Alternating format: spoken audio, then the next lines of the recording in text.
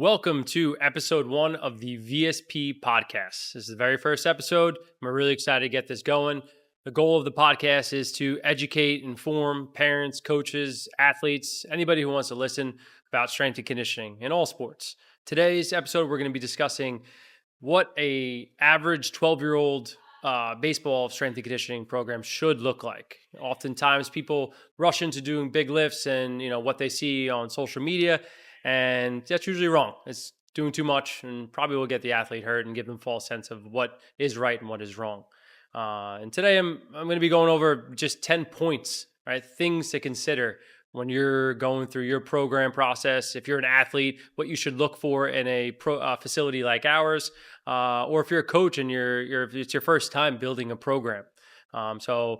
If you have any questions or inquiries or anything at all, I'd be happy to answer them. We'll provide our contact information, at the end and be happy to help you. But without further ado, let's get into it. So first area I want to talk about is long-term development. A lot of athletes, as I stated before, they want to rush into doing barbell lifts and things that they see, Aaron Judge doing on Instagram. And those things are cool and they're probably getting him pretty strong, but it's probably not helping you. So you always want to think long term, right? I'm a 12-year-old. I'm trying to set the foundation, right? Nobody started off doing, like front squats and rear foot elevated split squats and crazy plyometric variations. Everybody started off just learning the basics, teaching their body how to move properly, because at the end of the day, that's what's going to keep you healthy and get you strong and fast. So it's all about laying the foundation. In our terms in the strength and conditioning world, we call it GPP, general physical preparedness. It's, can you put your arms over your head properly? Can you sit down into a squat? Can you handle your body weight when you're descending down into a squat? Your core strength, your general mobility, all these things that are super important for an athlete. And, like when I go through assessments, I look at buckets, right? So you have your strength bucket, your power bucket, your speed, your mobility, your mental toughness, all that. And a lot of times for 12-year-olds, most of them are going to be on the lower side. So we need to really work on all of them. We call it like a concurrent style of training where I'm focusing on multiple movement qualities, all those buckets all at once. Sometimes more are going to be filled in others. And we know this. Your average 12-year-old, some may have already started going through puberty and some have never even, don't have a hair underneath their armpit. And everyone's going to be pretty different. But needless to say, we got to go through that assessment and see what buckets are filled. So then we know how to set the foundation for that long-term development. We just want to think multi-year development. So when we're starting off on that first assessment and we have that athlete in front of us, we don't want to think of, all right, how do I get them to, throw 90 miles per hour tomorrow? We want to think about how do we get them to throw 90 miles per hour in 3 years in the most safe, efficient way. And that starts with the assessment. We will look at general mobility, general strength, their ability to create power and sequence and coordination, and then speed. Right? What are their natural tendencies? And a lot of 12-year-olds, they typically need the same thing, but there's always going to be some movement issues. Some are going to be a bit more tight, some are going to be a bit more stiff, and all in between. And we just need to make sure that we appreciate those differences when we're laying that foundation. I like to expose them, as I said, to broad base of movements, from things like squatting, lunging, hinging, carries, crawls, pushes, and pulls, right? I always want to make sure I'm hitting each and every one of them with that athlete, for the correct progression, right? Some kids may be ready to do a, half kneeling landmine press, where another kid just needs to work on, a modified push-up series. And that's okay. That's why the assessment is so important, because that's what's going to set the foundation for your program writing. As I mentioned, we want to make sure that we put them in the right progression. Oftentimes, my 12-year-olds are doing bodyweight series. We're doing tempos, trying to get them to challenge themselves to do everything perfectly. We don't need them rushing into using any resistance exercises. Definitely not barbells. So when I look for about somebody to do about 10 perfect push-ups, touching their chest to the floor, fully extending at the top, and then 3 to 5 chin-ups. Can they fully lock out in the bottom and pull themselves over the bar before I really start introducing any sort of weighted exercises? Again, everybody's going to be a bit different, but it's up to you as a coach to make sure that you set them up for success. Making training fun and engaging is another big part of the process. Here at VSP, I'm pretty confident in saying the reason why we're successful is not because of our training programs, not because of the exercise we're prescribing, but it's because the culture we built. It's very fun and motivating. When athletes step inside of here, they get excited to work out. They get excited to see the coaches and work out and be around those athletes. And I think that's more important than anything else, is creating an environment that kids truly want to get better in. That comes with the music that you're playing, the way that you're speaking to the athletes. If you're super tough and rigid on the athlete when they make a mistake, it's going to be tough to get them to come back and get them to trust you. But then again, on the other side, if you're just joking around the whole time and being lackadaisical, then the parent may question why they're paying for your services. So you have to find that happy medium of, make sure you're coaching, getting them to build that foundation and making it fun. And everyone has their own way of doing it, right? Like I have a coaching staff of 12. Every single coach has a different personality, but they all do a great job of building that rapport with the athletes, getting them to buy into whatever we're trying to do. And, that's not always easy. And you'll find your way of exactly how to do that. I like to always make sure that I'm enjoying myself as well. And that kind of makes the environment more fun because the athletes will feed off of your energy. If you come in boring and tired and fatigued, maybe you didn't get enough sleep or whatever, the athlete's probably gonna, feed off you and maybe be the same way. So make sure that sometimes you got to fake it, until you make it, type of thing, where you got to figure out your way of building yourself up, getting yourself excited for the training session. For me, it's, you always hear me on the floor, like I'm clapping, there's certain things that I always like to say. The athletes, they generally will make fun of me for, but it's my way of getting the environment hyped up, getting some excitement, getting people to lock in. Because that's the other part, is the intent behind the training, which we'll dive into is so important. Going through squats and going through push-ups and teaching them, plyometric progressions is great and everything. But if there's no intent, if there's no thought of like, hey, I'm going to be explosive on this vertical jump, they're probably not going to get a lot out of it. So it's up to you as a coach to put that inside of them, to make them understand, hey, why are we doing this? How's this going to translate over to the field? Especially for a 12-year-old, a lot of them are immature. They don't understand why they're here. Some of them, their parents are forcing them. So again, it's on you to make sure that you get that point across of why they're going to be here. So as I mentioned before, we like to make sure that our athletes are squatting, they're hinging, they're lunging, they're pushing, pull, carry, crawl. And there's all different, progressions that, where you can start them off at. But, going from an air squat, I like to have the athlete have the mindset of, hey, I have to earn the right to do a weighted exercise. So make sure that they can perform. For you, it may be different, but our benchmark is, hey, can they perform 10 perfect air squats with a 3-second pause in the bottom without losing position? If they can do that, then they earn the right to go to goblet. Right now, I could do goblet. Maybe I could do 10 goblet squats with 3/4 body weight in my hand. All right, now I can progress to a landmine. Then I get that. Then I can progress to a barbell. Right, so it gives them something to shoot for. So again, that goes back to that mindset of the long-term process, right? Making sure that you're giving them a pathway of how to get there versus like, all right, they saw that on Instagram, they want to do it, I'm just going to throw it in their program. Because again, you're going to be doing more harm than good. That goes for a push-up variation, right? Like I could do, modified push-up on an elevated surface. Then I go to eccentric push-up.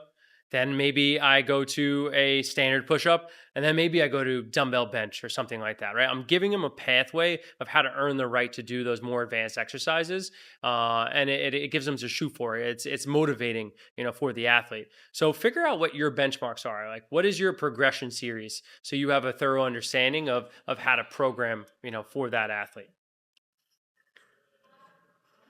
Very early on in all my with all my athletes, this is the next piece is teaching them that they're working out like an athlete. They're not in here to be a weightlifter, right? I'm not trying to make bodybuilders and powerlifters. I'm making athletes.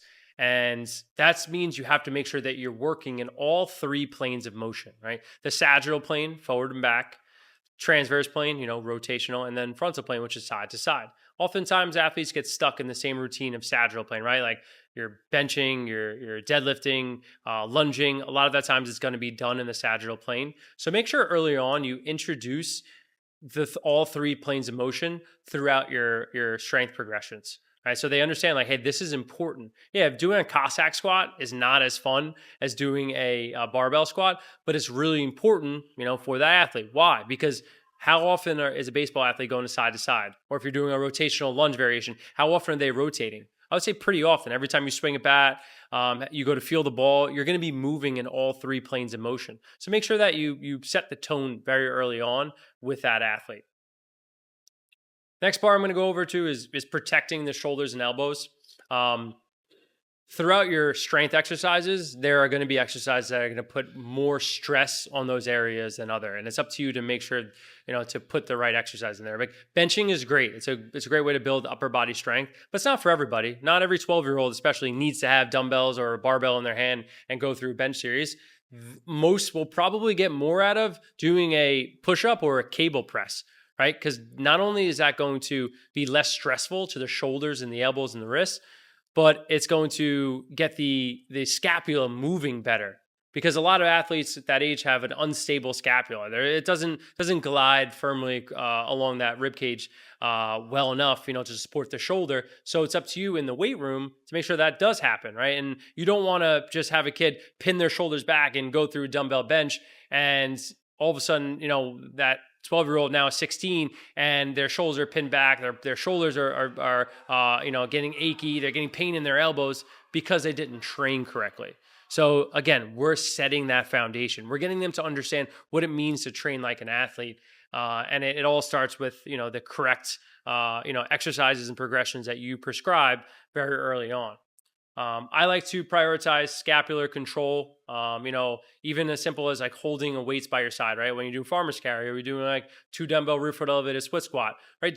If your shoulders are super far forward in the socket as you're holding those weights, you're probably doing more harm than good to those shoulders. Yeah, you're getting a good leg exercise, but the upper back and the shoulders are not doing its job properly. So even when we're not doing a quote unquote upper body exercise or an arm care or a corrective, we're still always working on those, because every exercise is an opportunity to work on that arm care.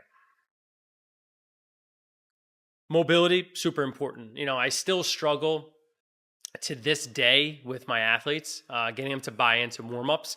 And it's a mindset thing, right? Like when the kids experience an injury, they then prioritize it more because because I didn't mobilize properly, that could have potentially been a reason they got hurt. And it's not always the case, but a lot of times they probably could do a bit more soft tissue work and mobilizing, tight joints and whatnot. So prioritize that early on. Get that 12-year-old to buy in that mobility is a must. Right? It's how you prepare and recover from a practice, from a strength session, from whatever it is. So set the tone early, prioritize a warm-up, and make sure that they have intent behind all these stretches, whether it's a thoracic, right, getting them to learn how to rotate better, whether it's a shoulder flexion, whether it's an external rotation exercise, whether it's a hip internal exercise, right? All these things are super important, especially for that 12-year-old baseball player, that it should become part of their lifestyle. Right. And it's up to, again, you to educate them. This goes without saying, but we don't ego lift here, especially for a 12-year-old. I would avoid, going till failure, especially when it comes to resistance. I always talk about working in the 6 to 8 RPE, rate of perceived exertion, right? That's tend to where I like to live with most athletes in general. Even if they're an 18-year-old, that can, squat and deadlift a house. I don't need them necessarily going to failure, because that typically leads to failure, right? Our job is to create a better athlete. One of my things I always tell the athletes is, if the strongest people in the world were the best athletes, you'd see all the power lifters in the NFL, in the NBA, in the MLB. But is that the case? Absolutely not. I've seen guys like Jacob deGrom and Garrett Cole, who aren't the most muscular or more strong, but they're throwing, 95, 100, 103 miles per hour, right? And it's all because they train properly. It's a sequencing. It's using your body and getting yourself more coordinated better, right? More efficient. And it all starts, a lot of it, in the weight room, with these athletes. This is a really, really important part. And this is why I wanted to do the podcast. And this is why we're also hosting a baseball performance summit here, November 15th, which is going to be a good opportunity for parents and these coaches to learn, right? When an athlete comes in, I not only educate them on what the correct movement is and the assessment protocols, but I am trying to talk to the parent. I need them to buy in. So when the athlete is at home and they need to do their recovery work or their prep work, they're also telling that athlete, the parents are also telling the athlete, hey, you need to be doing this. Anthony or Jake or Jerome or whoever at VSP said this is important because it's going to prepare your body properly. It's going to prevent you potentially from getting hurt or fatiguing or not performing your best. And I know 12U isn't the most competitive or the most important time to be competitive, but it is a time where, stress is getting a bit higher, right? Whether it's, going to Cooperstown or, getting ready for middle school ball or your grad year ball, right? All that, it starts to build. Kids are throwing hard. Kids are swinging the ball hard. Kids are faster, right? The stresses start to increase. So you have to make sure that the parents are bought in just as much as the player. And again, it starts at home. Don't be that parent that's making them, do too much where they're going from the weight room to baseball practice to their hitting coach, right? Make sure that you prioritize recovery and sleep. Are they getting 8 hours of sleep? Right, that's important. Are they getting enough water in? Right, like are they having? Do they have a water bottle in their hand the whole time? Are they getting enough protein? And those simple low-hanging fruit, as I call it, are just as important as anything else. Right, making sure that they're nourished, they're healthy, and they feel good. Because 9 out of 10 times, that's going to be the key to their success as they move forward. Now, the next part is, which I know a lot of people always ask me, is what to do in the gym and what to avoid in the gym. And I already hit on a bunch of these notes, but I'm gonna get into more of the nitty gritty. For a 12U baseball player, you do not need to touch a barbell. You don't. Just because people are doing it on Instagram and TikTok does not mean that you need to be doing it. You need to start where you are most comfortable, where your body is. So in terms of resistance, always start with things like dumbbells and kettlebells. It's a way for you to modify the amount of resistance you're using, but also overload your body just enough so you can get stronger without fatiguing or getting hurt. All right, so utilize dumbbells and kettlebells all the time in your programs. Don't think that you need to do the end range progression, right? So like if you can't do a push-up, you doing quote unquote crappy push-ups right now is not going to help you. Modify it, right? As I was saying before, elevate the surface. Make your life a lot easier so you could build control and strength and the correct ranges of motion. Don't be afraid to use bands, right? Like whether it's a band row, a band press, a band pull apart, foundational exercises that, don't look the most, sexy or whatever, but they're going to help you move better and utilize resistances that are appropriate for you, right? Don't overlook carries, right? Farmer's carries, waiter's walk, kettlebell front rack carry. A simple way for you to work on shoulder health and strength all in one, and grip strength and various other parts. But a lot of people, they don't like to do that. They like to just, again, grab weights and do single arm rows and bench presses, but they're not doing the fundamental movement patterns that we like to teach here at VSP. I can't stress this enough, and I already said this before. Do not 1 rep max. You never need to 1 rep max anything, especially if you're an athlete. Going heavy is definitely fun and can be good for the athletes. But at the end of the day, it's not going to get you to become a better baseball player. It's only going to potentially get you hurt, get you super sore, get you fatigued, right? Because not only your muscles that are getting fatigued, it's also your nervous system. And in baseball, your nervous system is one of the most important parts, right? You being able to react and be explosive and move fast. That's all baseball is. So make sure that when you're in the gym, don't get caught up with your friends or whoever and going for 1 rep max just so you can gloat to whoever about what you lifted. It's not going to help you. And the last piece I'll leave you with is play multiple sports. Baseball is a very 1 to 3 movement oriented activity. It is rotation. It is side to side, and a lot of upper body explosiveness. Right when it comes to the sport of baseball, a lot of people get overuse injuries. Your average 12-year-old, their growth plate may not be closed yet, so you'll see a lot of what you call like little league elbow or little league shoulder, which is a broad term for inflammation or pain in those areas. And a lot of it comes, like I said, from overuse. So the more you can expose yourself to other stimuli, whether it's lacrosse or basketball or swimming, whatever it may be, the more durable your body is going to become, and it will be able to withstand and not kill you. Especially when it comes to, like I said, baseball. So get out there, play multiple sports. It's only going to help you better. I mean, all the best athletes that I've come across in here are multi-sport athletes. A lot of the professional athletes always are talking about, hey, be a multi-sport athlete, because it only helps you physically and then also mentally not get burned out. We know that most sports now are a year-round activity, especially baseball, right? You go from your fall ball to winter workouts to spring ball to summer ball, and then you continue to repeat. There's never any downtime with that. So if you can throw in there, like in the winter time, right? Maybe you're still doing some training, but maybe it's only once or twice a week, and you're playing basketball. It's going to get your mind off of it. It's going to expose you to different movements, get you more in shape in other ways, be more explosive